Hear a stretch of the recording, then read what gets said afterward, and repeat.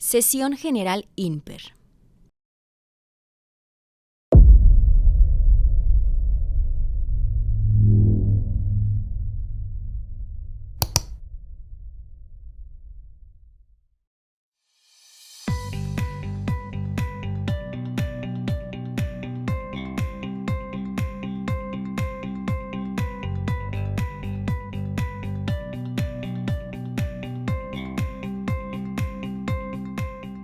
Bienvenidos. Comenzamos.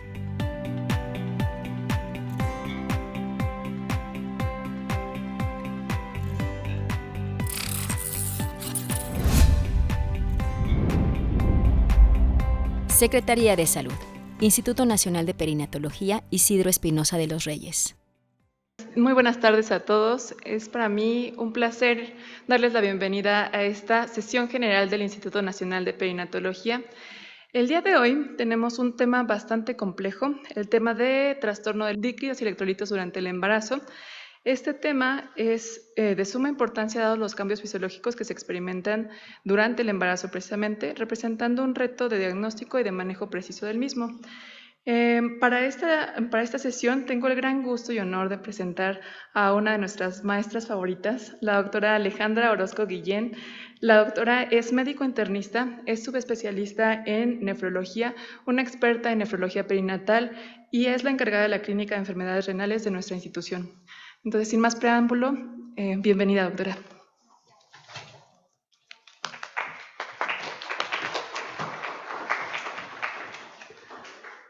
Bueno, muchas gracias por el honor de permitirme compartirles este tema.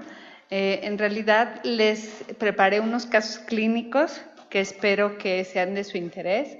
Son casos clínicos de alteraciones en líquidos y electrolitos durante el embarazo que hemos tenido aquí en el hospital, que bueno, cuando yo los vi, pues me han parecido sorprendentes, así que me gustaría compartírselos. Bueno, para empezar, vamos a hablar de la epidemiología de los trastornos de líquidos y electrolitos durante el embarazo. Bueno, para continuar, un poco de fisiología renal y pues traigo 4 casos clínicos a evaluar, la anterior por favor, y después las conclusiones y los mensajes para llevar a casa. Bueno, para hablar de los cambios, los cambios fisiológicos asociados al embarazo son muy importantes. ¿Por qué? Porque enmascaran de alguna manera todo lo que tendría que interpretarse en el no embarazo como patológico o como fisiológico. Algo importante es que pues hay cambios anatómicos especiales, los cuales los riñones nos deben de medir 10 centímetros y un incremento de centímetro a centímetro y medio durante el embarazo es algo normal, así como pues hay que reconocer o identificar que la hemodinámica glomerular también cambia, así como algunas alteraciones en la función tubular, por ejemplo la glucosuria, que en algunas ocasiones es no patológica durante el embarazo. También específicamente los electrolitos se incrementan su cantidad, cerca de 1000 miliequivalentes de sodio, 320 miliequivalentes de potasio y disminuye el osmostato. ¿Qué quiere decir esto? Que disminuye la osmolaridad sérica. Hay alteraciones fisiológicas muy importantes con el sodio y el umbral a la sed también, como veremos un poco más adelante, y esto es aparentemente por expansión del volumen plasmático. Este es un estudio que muestra justamente, es un estudio realizado en 11 embarazos sanos en los que se hicieron mediciones de flujo sanguíneo renal, gasto cardíaco y flujo plasmático renal. Aquí se ve cómo se comporta la presión arterial media y vean ustedes cómo los cambios son profundos a partir de la semana 0 a la 6 y después de este tiempo hasta la 10, por ejemplo, y después de esto solo se mantienen los cambios. Vean ustedes la PAM, el CO2, las resistencias vasculares periféricas, la presión venosa, en general incrementa el volumen sistólico, hay un aclaramiento o incrementa el aclaramiento o la depuración de creatinina, como pueden apreciar aquí. que la tasa de filtrado glomerular se incrementa significativamente. Estos 2 iones o son radiofármacos que antes se ocupaban para medir con exactitud cuál era la función la función renal en el no embarazo, como que son inulina y paraaminoipurato, son importantes porque nos muestran cómo hay un incremento significativo de la tasa de filtrado glomerular. Asimismo, las resistencias vasculares, vean ustedes cómo disminuyen, y mientras que la excreción urinaria de creatinina se mantiene constante. Es por esto porque se acuña que la depuración de creatinina es uno de los gold estándar en la literatura, aunque ya sabemos que ya no la ocupamos, es decir, que no sirve. El sistema renina-angiotensina-aldosterona se activa de manera temprana y lo que se traduce es en vasodilatación periférica, así como la aldosterona, pues que está incrementada durante todo el embarazo. Este es uno de los únicos estudios que, como ven, ya es bastante viejo, que se hace en embarazo sano para ver cuál es el comportamiento. Entonces, ¿qué podemos decir? Que los cambios hormonales asociados con el embarazo tienen un efecto vasodilatador renal específico que anula la vasodilatación secundaria ejercida por el RAS. Es decir, el RAS está súper prendido, pero las hormonas que vienen o que acompañan al embarazo lo mantienen como en orden. Y bueno, esta imagen que es clásica, que muestra justamente cómo a partir de la semana 20 es que nosotros a lo mejor pudiéramos suponer que, no pretendo explicar todos los números, sino más bien hacer una presentación un poco más clínica, porque los líquidos y electrolitos siempre son difíciles para aquellos que no se dedican a ello. Y justamente a partir de la 0 a la 20 podemos ver cómo el flujo sanguíneo renal está incrementado hasta 1/3. Sin embargo, a partir del flujo sanguíneo renal es la fracción de filtración la que de alguna forma soporta o la que mantiene el embarazo. ¿Y esto por qué es importante? Porque la fracción de filtración depende de la masa renal y de alguna forma de del plasma sanguíneo, pero aquí es cuando vemos que las pacientes pues dejan de disminuir su creatinina durante el embarazo y empiezan a incrementarla.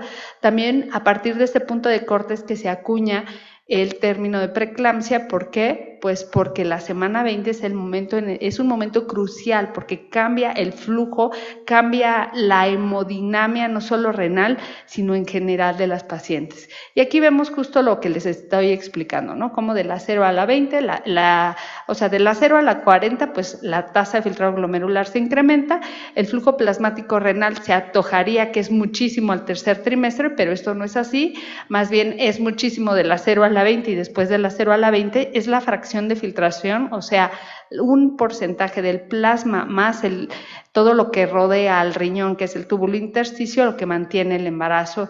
Y bueno, pues ahora hablando de los trastornos ya de lleno específicos y de la epidemiología, como les mencioné al principio, la hiponatremia es el trastorno hidroelectrolítico más frecuente. El sodio sérico baja entre 3 a 6 milimoles y hay una reducción de la osmolaridad plasmática de 5 a 10 miliosmoles. Aparentemente no es mucho, pero a ver, si ustedes se ponen a pensar, ¿cuántos de ustedes pudieran aguantarse la sed por mucho tiempo? Y esto es justamente lo que hacen las hormonas en el cuerpo de la mamá. Puede ser normal esto por vasodilatación sistémica, activación del RAS y expansión del volumen plasmático. Entonces, para ejemplificar los trastornos, vamos a ver 2 casos clínicos. El primero se trata de una mujer de 39 años de edad que se ve aquí en el instituto por infertilidad primaria. Logró el embarazo por fertilización in vitro, fue un embarazo BB. Ella tenía como antecedente de importancia endometriosis y miomatosis uterina y tuvo COVID leve a las 15 semanas sin complicaciones. Recibió la fertilización aquí en el instituto y estuvo todo bien y sin eventualidades hasta la semana 35. En la semana 35.5 ingresó por ruptura prematura de membranas y cifras tensionales compatibles con preeclampsia. La indicación fue resolverla por cesárea y vean ustedes cómo su creatinina sérica estaba en 0.8, la AST en 25, las plaquetas, en 187,000 y tenía una proteinuria de 731. el sodio en ese momento de la resolución del embarazo bajó a 127 con un sodio urinario en 45, una fracción excretada de ácido úrico de 12 y una diuresis por arriba de 1.8 litros, ¿no? Entonces, bueno, la función renal estaba más o menos así y los marcadores urinarios más o menos así. Y bueno, vean ustedes cómo la creatinina empezó a incrementar a partir de esto, la AST pues también se dató como síndrome de HELP, pero lo que llama la atención en este caso es que vean cómo el sodio empezó a bajar hasta 119, hasta 118 incluso al día 2, al día 3, y obviamente eso empezó a preocuparnos. ¿Por qué? Pues porque un sodio tan bajo para cualquier médico, en general si hay internistas en esta sala, o si no, esto es muy bajito. Y siempre existe la cosquillita de, pues, ¿qué hago, no? Le doy tratamiento, espero. La paciente estaba, cabe mencionar, neurológicamente íntegra. El sodio estuvo persistentemente bajo y la creatinina se mantuvo súper elevada. A esta paciente se le propuso biopsia renal porque no teníamos claro cuál era la etiología. Disminuyó el volumen urinario, sin embargo nunca se hinchó y pues realmente este comportamiento, vean ustedes cómo se comportó la AST, también bastante elevada y se dio como HELP.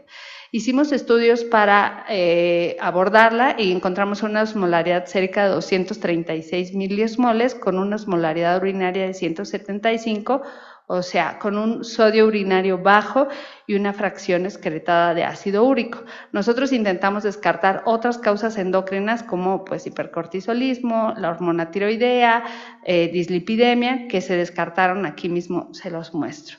Y pues bueno, las posibilidades diagnósticas en este escenario, pues le preguntamos, fármacos no tenía.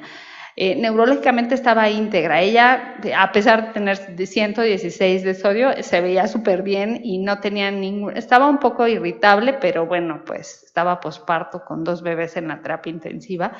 El cortisol y la TSH normales, ninguna patología pulmonar y también la ingesta excesiva de líquidos pues estaba descartada porque aquí les regulamos qué líquido, o sea, cuánto líquido tomaba. Entonces nuestra posibilidad diagnóstica o todo apuntaba a un síndrome de secreción inapropiada de hormona antidiurética clásico versus una disregulación del osmostato o reset osmostat que está descrito en pacientes embarazadas, sobre todo en embarazos múltiples. Entonces, ¿qué encontramos o cuál fue el diagnóstico? Pues justo que esta paciente, ¿qué le dimos? Vigilancia, restricción hídrica y es complejo tener a alguien con 4.6 de creatinina y 116 de sodio con restricción hídrica porque pues lo que quieres es darle agua para ver si mejora de la lesión renal aguda, pero la lesión renal aguda es intrínseca y entonces pues es complejo realmente, ¿no? Obviamente pensamos que la sintomatología, mientras no estuviera clínicamente inestable, pues esperamos lo más posible y bueno, pues nada, lo único que tratamos es de controlarle los líquidos. ¿Y qué sucedió después? Pues empezó a concentrar ella solita, le tuvimos paciencia, le dimos líquidos, todos los líquidos, tratamos de mantener un balance neutro y lo que concluimos fue que solitas las hormonas del embarazo, eso como les digo, está descrito por acción de la vasopresinasa que producen las placentas, entre más placenta, fue un embarazo BB, o sea, tenía 2 placentas y esa placenta provocaba la vasopresinasa que hizo que ella llegara a 116 de sodio sin alteraciones neurológicas y solita ella se ajustó. Entonces, justamente, ¿cuáles fueron los factores que favorecieron este caso? Pues que tenía 2 placentas, que tuvo HELP, el estrés quirúrgico de la cesárea y además la lesión renal aguda. Fue muy complicado tratar la lesión renal aguda porque obviamente a la lesión renal aguda cualquiera, bueno, no vinieron los intensivistas, pero espero que me estén escuchando. desde sus mazmorras, y pues obviamente ellos rápidamente hubieran dicho, pues dale agua, ¿no? Sí, pero si le das o corrígele el sodio, se antoja para corregir 116, pues ya me pone muy nerviosa, a mí me pone nerviosa, ¿no? Seguramente a los nefrólogos que están presentes también. Entonces, pues esta hiponatremia severa, persistente, pero asintomática, pues la dimos como una exageración, más bien como una disregulación del osmostato justamente por esta vasopresinasa anómala. ¿Y qué fue lo que pasó con esta paciente? Bueno, pues permaneció sin criterios de terapia de reemplazo renal, aguantamos como campeones. ¿Por qué? Pues porque somos nefrólogos, ¿no? No es cierto, porque tratamos de ser lo más conservadores posibles, aunque la verdad es que por puros números probablemente si le tocaba. Si hay algún nefrólogo presente en el público, seguramente me dirá, ¿y orinaba? Sí, orinaba, y entonces por eso aguantamos. Obviamente con algunas medidas, y fue resolviendo progresivamente la hiponatremia a partir de que pues ella fue depurando estos angiogénicos, esta vasopresinasa, y que fue regulándose. Y bueno, ¿qué fue lo que pasó? Pues justamente que solita ella, con un poquito de paciencia, diurético y agua, con una hidratación muy controlada, mejoró. Entonces, ¿qué pasa? Pues más bien esta expansión adecuada de volumen plasmático parece ser esencial para que, obviamente, seguramente los obstetras lo saben mejor que yo, el crecimiento fetal se dé, los pulmones se den. Esto, disminución del umbral de sed, pues hace que la madre pueda incrementar la ingesta de agua en el primer trimestre. Esto pues se retiene, porque pues si todos los aquí presentes sin embarazo tomamos 2 litros de agua, a los minutos queremos ir al baño, esta agua se retiene, justamente se cree que por acción específicamente de la progesterona, ¿no? Y pues esta mujer embarazada la mujer embarazada actúa como si fuera una normovolémica en respuesta a la antidiurética. Vean ustedes cómo este estudio en ratas, publicado hace ya muchísimos años, muestra en ratas embarazadas y en ratas no embarazadas, o pues sí, sin embarazo, justamente muestra cómo o sigue esta curva de disminución de osmolaridad plasmática y la antidiurética, que alcanzan niveles o vuelven a niveles normales a partir del 6º día. Y este estudio muestra que es un estudio experimental, remarca la importancia de la lactancia para que la madre vuelva a niveles basales. Este estudio me gusta mucho mostrarlo porque es de los pocos que habla o que le da un lugar a la lactancia para que este osmostato o este reset vuelva a la normalidad. Hay que considerar que la hiponatremia patológica grave también se puede presentar en preeclampsia con mayor frecuencia, representa 2/3 de los casos graves y se complica en 9 a 10% de los casos de preeclampsia. ¿Cuáles son los factores de riesgo? Edad materna de riesgo, edema, preeclampsia de inicio temprano, embarazos gemelares y bueno, otras causas, parto prolongado, infusiones de oxitocina, que bueno, aquí yo creo que ya no se ocupan, no lo sé, mejor no digo eso. Hiperemesis gravídica, polidipsia primaria, el uso de AINES posparto y el síndrome de Sheehan o la hipófisis linfocítica, que son factores de riesgo asociados. Bueno, ahora vamos a entrar al segundo caso clínico también para hablar de estos trastornos del sodio.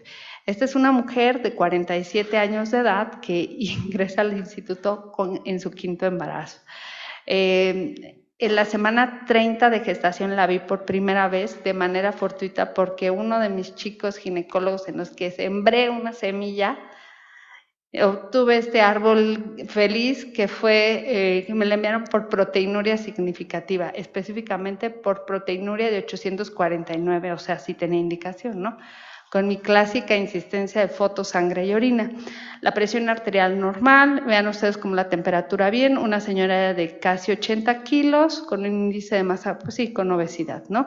A la exploración física, súper bien. Y me la enviaron justo, sin edema, sin ninguna otra dato que recalcar, ¿no?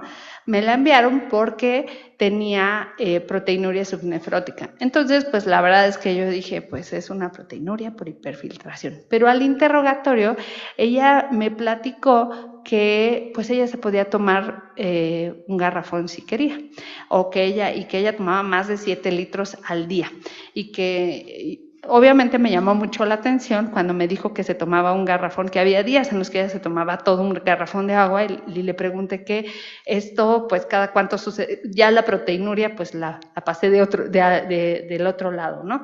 Y entonces, incluso me platicó que cuando ella viaja en carretera, hace que su marido se pare porque se siente súper desesperada porque necesita tomar agua. Obviamente se la pasa en el baño, pero pues eso ya no le importa porque tiene desde hace 5 años, pues que le pasa eso. Antes del embarazo, por supuesto.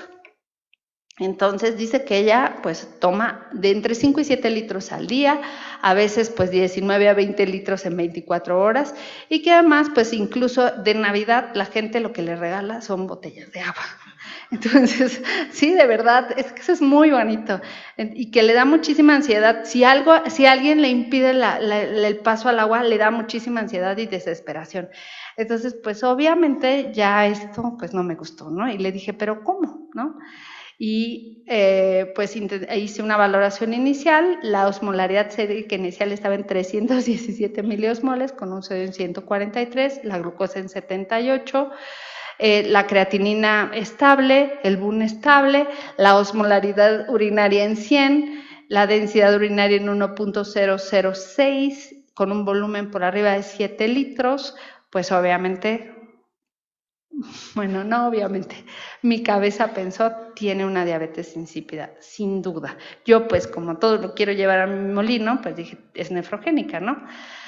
Y bueno, pues lo que dije, ¿qué hago, no? Le hago una prueba de privación de hídrica, y obviamente yo sé que si hay algún endocrinólogo, y más los endocrinólogos de aquí que son inteligentes y conocedores dirían, pues no. Pero yo no les pregunté porque pues en ese momento solo pensé en mí y le dije, bueno, mira, no te voy a dar agua, te voy a dar la prueba de privación de agua, lo que voy a hacer es iniciarte desmopresina, vamos a hacer una prueba terapéutica porque por el contexto del embarazo pues me preocupa que algo le pase al bebé, y bueno, pues la verdad se lo dije con miedo. Bueno, no con miedo, pero sí con mucho respeto. Le dije, te vas a tomar esta pastilla, la vas a comprar así, me vas a venir a ver tal día, me avisas, me hablas a esta extensión, a este teléfono, y como todos hacemos, ¿no? Mucha vigilancia, y pues le dejé 0.1 miligramos vía oral cada 12 horas. Y mi sorpresa fue que 3 semanas posteriores, pues el volumen cuando la vi dije, no hombre, ya le vi la cara y dije, ya me va. Le vi la cara y además fue a preguntar algo a la sala de quejas. Entonces dije, ya se va a quejar de mí. Eso fue lo que pensé. Y después me dijo, doctora, gracias. Ahora ya puedo ya solo orino 3 litros al día. Y me dio muchísima ternura porque pues su sensación de sed, ella con esta prueba terapéutica mejoró notablemente la sensación de sed.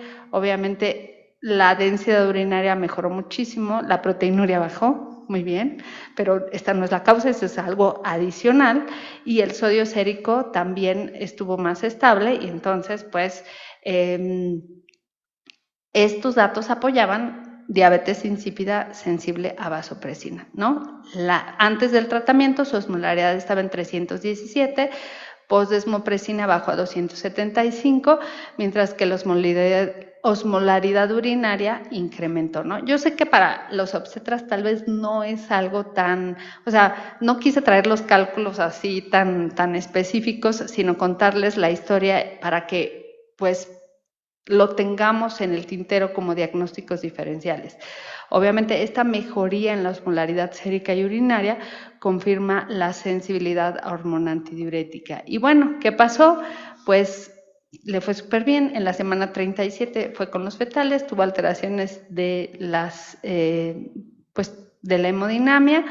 La mandaron a urgencias y tuvo un recién nacido de 37.4 semanas con peso de 385, Apgar 8.9, y que estuvo alojamiento conjunto. Y cuando la vi en el posparto, pues estaba molesta porque alguien le había suspendido la desmopresina y volvió a orinar 7 litros. Entonces me dijo, no, yo ya peleé porque me traigan mi pastilla. Y bueno, no es que alguien le hubiera suspendido la desmopresina, lo que pasa es que el equipo de endocrinología muy sabiamente le quiso hacer la prueba de privación de agua en el posparto, ahora sí, ya sin riesgo como debe de ser.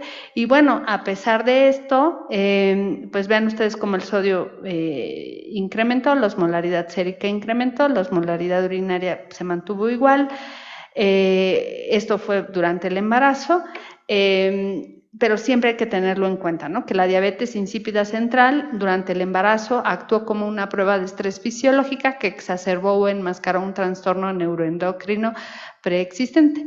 Y bueno, pues ya después, ahora sí la dejé con desmopresina 0.1 cada 12 horas, mantuvo el volumen urinario estable, los laboratorios pues bastante bien, el sodio estable, el potasio estable y pues la densidad urinaria, que es el reflejo del éxito en esto, mejoró bastante, ¿no? Y bueno, sí, continuó con proteinuria por hiperfiltración, seguramente pues adaptativa, pero pues el motivo de la interconsulta, gracias por esta flor, por este árbol, se pudo resolver. El motivo secundario, el motivo primario, pues ahí vamos, le vamos a iniciar ISGLT2 en cuanto sea posible. Ahora, ¿cómo se modifica el transporte tubular durante el embarazo? Este artículo igual habla sobre lo esencial en las adaptaciones esenciales para compensar la hemodinamia del embarazo con el desarrollo fetal. Vuelve a remarcar que el embarazo requiere una expansión de volumen de cerca del 40%, obviamente, y todo lo que hay se enfoca a la perfusión uterina y al crecimiento fetal, específicamente al desarrollo fetal. Incluso en el tercer trimestre hay retención de potasio. ¿Esto por qué? Y los túbulos renales son súper participadores de esto. Se inhibe la caliuresis y la natriuresis para tratar de guardar potasio. Ahorita vamos a ver por qué. Estos son todos los transportadores de los túbulos, que ya sé que es un foro de obstetras, pero claro que quiero verme muy fancy, bien, para que ustedes vean cuántos transportadores hay. Y para decirles que hay modificaciones importantes en estos transportadores, vean ustedes cómo particularmente este balance de sodio, hay una NTP-ASA que incrementa 1.6 veces su actividad al principio del embarazo y después disminuye esto con el fin de transportar o de ayudar al balance de potasio, ¿no? Esta sodio-potasio ATPasa, que puede ser ubicua específicamente en la membrana vasolateral, cambia su actividad igual que la fosfodiesterasa. Esto lo traje para mis nefrólogos presentes. Y bueno, pues hablando del caso 3, esta es una mujer, bueno, hablando del sodio, esto es todo.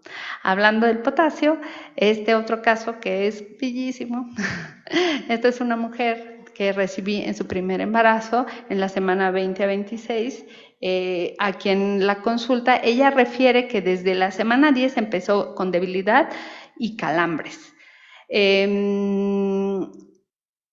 Cuando yo la recibí, en el historial clínico venía de neurología y cuando la vi que su potasio mínimo era de 1.2 y que tuvo una CPK en 6.846, ¿no? Entonces, perdón por lo chiquito, ella refiere, esta es la evolución, ¿no? En la semana 20 refirió mialgias y debilidad intensa. En la semana 22 dice que tenía muchísimos calambres que incluso le imposibilitaron para la marcha. Y un día se sentó a un escritorio y no se volvió a parar. Entonces la familia se súper alarmó, empezó a perder fuerza en las extremidades inferiores y después en las superiores. Y la familia se súper alarmó y la llevó al hospital más cercano. En el hospital más cercano pensaron en Guillain-Barré y la enviaron a neurología. En neurología le hicieron una punción lumbar, pero no sé qué pasó, la terminaron intubando y después le vieron una CPK por arriba de 5,000. No es un caso que me haya inventado, tenemos número de expediente y todo, es un caso muy bonito. Y bueno, pues aquí cuando llegó al INPER la mandaron para el embarazo, pero alguien se dio cuenta aquí ya la mandaron desintubada en silla de ruedas, yo la recibí en silla de ruedas y cuando la vi nadie, obviamente el motivo de la interconsulta no fue el potasio, fue pues que tenía debilidad y que sentía calambres y pues que querían que la viéramos. La vimos y creo que la vimos con potasio en 2.2 y lo que más resaltó fue que había tenido 1.2 de potasio. Entonces, pues, alguien como yo, pensé rápido y dije, tiene una ATR distal, por supuesto, y se me ocurrió iniciarle potasio y bicarbonato oral. Obviamente, aquí llegó ya con 2.7 de potasio, ahorita les muestro. Le repusimos potasio intravenoso, pero pues obviamente esta CPK nadie se la explicaba. Entonces, para hacer una reconstrucción de los hechos, llegó a CPK por arriba de 5.000 o más de 5.000 con hipomagnesemia e hipocalemia. Obviamente esta hipocalemia la llevó a rhabdomiólisis y la acidemia, y pues obviamente esta pérdida de potasio la llevó por el embarazo a una hipocalemia profunda. Esto generó hipoperfusión muscular, lesión del miocito y debilidad reversible, ¿no? A favor de una acidosis tubular renal distal. Ya aquí pues la rastreamos y efectivamente tenía nefrocalcinosis y pues el papá, venía con su papá, la recuerdo muy bien, que cuando llegó le di el tratamiento como Lázaro, se levantó como a las 48 horas, no hombre, pues el señor estaba súper contento. Obviamente, pues aquí ya la recibimos para el seguimiento del bebé, pero llama la atención, o el seguimiento del binomio, pero llama la atención que nadie diagnosticó. Obviamente yo entiendo que el equipo de neuro no es nefrólogo, pero intubarla por un potasio así, pues sí está un poco salvaje. Y bueno, pues finalmente se descartó el Guillain-Barré. El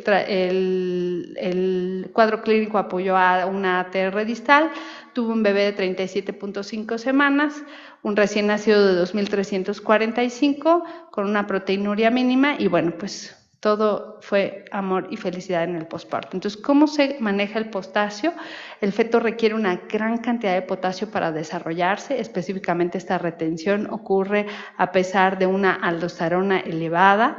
Y esto es porque hay una disminución en la fosforilación del NCC y hay una actividad aumentada del ENaC, que son transportadores. Simplemente esto es para ejemplificar que el riñón trata de guardar potasio lo más que puede, sobre todo en el tercer trimestre. Estos canales transportadores de potasio están obligados a guardar casi 350 miliequivalentes para el desarrollo placentario y los glóbulos rojos del bebé. ¿Y por qué creen que guarda tanto potasio? Bueno, pues justamente porque el potasio es súper importante para el crecimiento fetal. El bebé requiere más oxígeno y la fisiología favorece a la madre para guardar potasio. Por eso en pacientes en diálisis o en pacientes con ERC avanzada no somos tan celosos de tenerlas en potasios cercanos a 3.5, a 3.7, sino un poco más como los cardiólogos por arriba de 4, ¿no? Y bueno, por último, el último caso se trata de una paciente de 21 años de edad, primigesta, cuyos antecedentes ella se conocía sana. El único antecedente de importancia fueron infecciones de vías urinarias de repetición. Ella pues desconocía su función renal basal previa al embarazo, sabía que tenía algo en el riñón, pero no se acordaba qué. Ella refiere que en la semana 10 empezó con náusea y vómito persistente, por lo que empezó con todos los remedios caseros que encontró, y ondansetron y Riopan, y pues un tratamiento no específico. Pero esta náusea y vómito le impidió incluso la vía oral, tuvo una deshidratación e incluso perdió 3 kilogramos de peso, y en la semana 26 ya dijo voy al hospital porque ya no puedo, empezó a dejar de orinar, y al ingreso al hospital A que nos la envió, la encontraron con 3.8 de creatinina, un BUN en 56, un sodio en 128, y rápidamente le pusieron un catéter de hemodiálisis y me la enviaron. Y aquí pues obviamente es una paciente que pesa 38 kilos, 1,57, que ya había perdido 3 kilos, embarazada. Llegó con TEA bien, la frecuencia respiratoria en 20, la verdad es que no estaba para nada hinchada, orinaba, ella decía que orinaba bien y sí orinaba más de 1 litro al menos, en la semana 26, 20, casi en la 28 llegó. Y bueno, pues como llegó con un catéter de hemodiálisis, ya la habían visto los nefrólogos de otro lugar, pues continuamos con la hemodiálisis. Pero algo muy, muy importante fue que, bueno, en la evaluación inicial, el feto, pues sin problema, ¿no? Llamaba la atención que tenía una hidronefrosis grado 4 derecha y grado 2 izquierda, que urología la vio y dijo, no requiere nada. Ya en hemodiálisis la creatinina, pues digo, para alguien tan delgadito y tan pequeñito, 3.3, pues sí es bastante, la urea en 49 y una proteinuria en 2.2, con hiponatremia e hipocalemia severa, con sedimento inactivo y leucocituria sin ningún problema. Entonces, durante las sesiones de hemodiálisis, todas las sesiones de hemodiálisis vomitaba. No había un día que no vomitara. De hecho, vomitaba 2 y 3 veces. Yo misma la vi. Entonces, ya como que no me gustó. Dije, bueno, pues lo que voy a hacer es darle Festomar. Entonces, rápidamente le di piridoxina y doxilamina y como un arte de magia dejó de vomitar hasta la semana 30.3. Y después empezó a comer. Después yo les tomo los laboratorios a las pacientes de diálisis cada semana, empezó a recuperar y después le quité el catéter y en la semana 30 a 32. Finalmente esta paciente salió de diálisis con una creatinina en 1.02 sin ningún problema a partir del inicio del tratamiento específico. Tuvo una ruptura prematura de membranas, después trabajo espontáneo, un bebé de 2,325 de 36.4 semanas, pues que se fue a casa sin ningún problema. Entonces, creatinina estable, proteinuria estable. La realidad es que lo que tenía o lo que tuvo fue una lesión renal aguda secundaria a hiperemesis gravídica. Es raro. Entonces, ¿por qué siempre debemos, cuando hablamos de estas patologías, yo la verdad he visto hiperemesis que hacen lesión renal aguda código 1, pero nadie en diálisis. Esta chica engañó a todos los nefrólogos o los nefrólogos la sobretrataron. Repito, yo no la ingresé a hemo, me la enviaron ya con un catéter de hemodiálisis y justo platicaba con los chicos nefrólogos, colegas que me decían, y a partir de que boom la ingresas a diálisis, como ella tenía 58 de boom, pues por eso la ingresaron y eso es incorrecto, ¿no? Y más pues porque la hiperemesis yo sé que la trata el ginecólogo, pero el nefrólogo, el intensivista, el internista y quienes estamos alrededor de estos casos, los reumatólogos, deberíamos saber qué darles, pues porque vean ustedes hasta dónde llegamos, ¿no? Nada más para recordarles que la creatinina sérica durante el embarazo no debe ser mayor de 0.86, por amor de Dios, y la proteinuria no debe ser por arriba de 300. Hay causas de lesión renal aguda, ya sabíamos, antes le decíamos prerrenal, intrínseca y posrenal, ahora pues ya no lo acuñamos así, sino de origen hemodinámico y no hemodinámico, pero bueno, esta es una situación específica. Entre las causas prerrenales está la hiperemesis gravídica. Es importante que la consideremos para el público presente y el que está en línea. Es súper importante también considerar que la hemorragia, el aborto, el desprendimiento de placenta es una causa, todo aquello que genere hipotensión durante el embarazo o miocardiopatía durante el embarazo es una causa prerrenal de lesión renal aguda. Y el síndrome de hiperestimulación ovárica también lo es. Entonces, las causas intrínsecas, las glomerulares, las tubulointersticiales como pielonefritis, necrosis cortical, necrosis tubular aguda, las vasculares, las microangiopatías, las posrenales, bueno, creo que aquí ya la obstrucción y la hidronefrosis. Esta paciente tenía todo y nada y es muy complicado para unos ojos o para un observador que no está entrenado. No todos los nefrólogos están entrenados, por eso yo los invito a venir. Y justamente es muy importante que consideremos las causas. También por trimestre hay diferentes causas de lesión renal aguda. Como pueden apreciar ahorita, no pretendo aburrirlos con esto, pero sí, dependiendo del trimestre del embarazo, es justamente la causa que vamos a buscar. Y bueno, no hay que perder de vista, discúlpenme, que otras causas de lesión renal aguda son hígado agudo graso del embarazo, SHUA, sepsis, preeclampsia y HELP, hemorragia, aborto séptico. Las causas pues más comunes son preeclampsia, hemorragia y sepsis, o trastornos hipertensivos del embarazo, hemorragia y sepsis.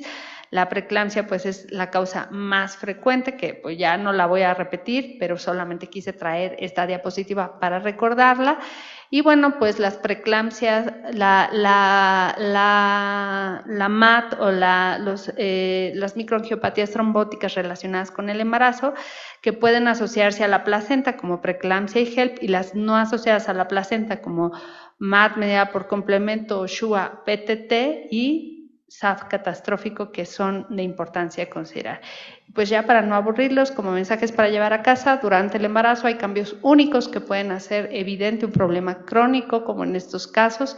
Los trastornos del sodio, del potasio y del osmostato son frecuentes, pero casi siempre los vemos en formas leves. Las causas graves pueden generar resultados adversos maternos y fetales. Todos los desórdenes electrolíticos pueden generar lesión renal aguda o estar acompañados de nefropatía preexistente y pueden condicionar el futuro renal materno. Con solo un episodio de lesión renal aguda, alguien puede quedar en diálisis o en prediálisis para el resto de la vida. Y bueno, el diagnóstico correcto y a tiempo puede hacer la diferencia. Muchas gracias.